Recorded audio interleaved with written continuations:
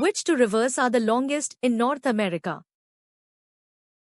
The Mississippi-Missouri River system is the longest in North America, stretching over 6,000 kilometers from source to mouth. It serves as a vital drainage basin for the central United States and is a key artery for transport and agriculture. The Rio Grande is a major border river, but it is significantly shorter than the Mississippi-Missouri system. The Columbia and Snake Rivers are major rivers in the Pacific Northwest but do not match the length of the central river systems.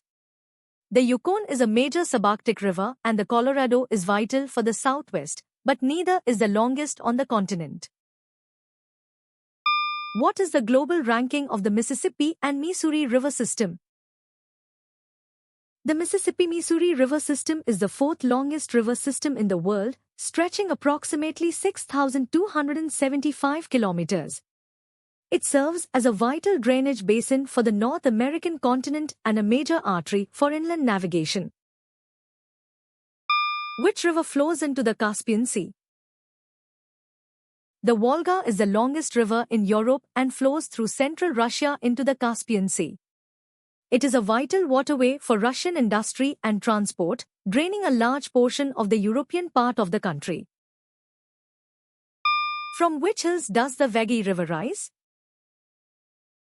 The Vegi River originates in the Varusnadu Hills of the Western Ghats in the Theni district of Tamil Nadu.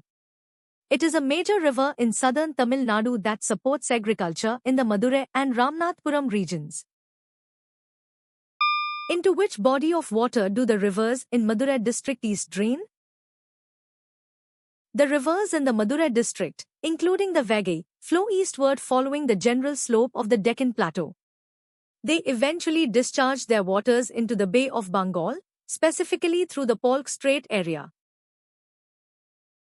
Which two rivers combine to form the world's largest delta?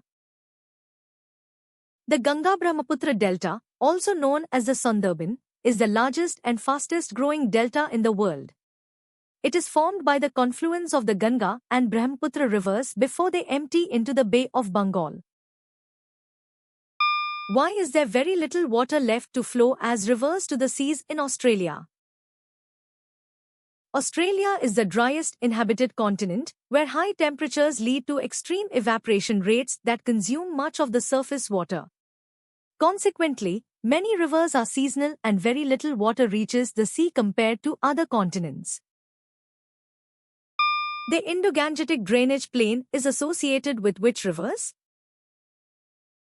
The Indo-Gangetic plain is formed by the alluvial deposits of the Indus and Ganga river systems, creating one of the most fertile regions on earth.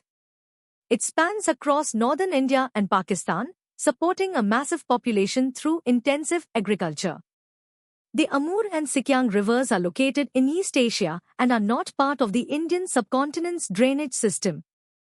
The Lena and Yenisei are major Siberian rivers that flow into the Arctic Ocean, far from the Indo-Gangetic region. The Irrawaddy is in Myanmar and the Tigris is in Iraq, belonging to different geographical drainage basins. Which fact surprised you the most? Comment below and subscribe to Goshen for more.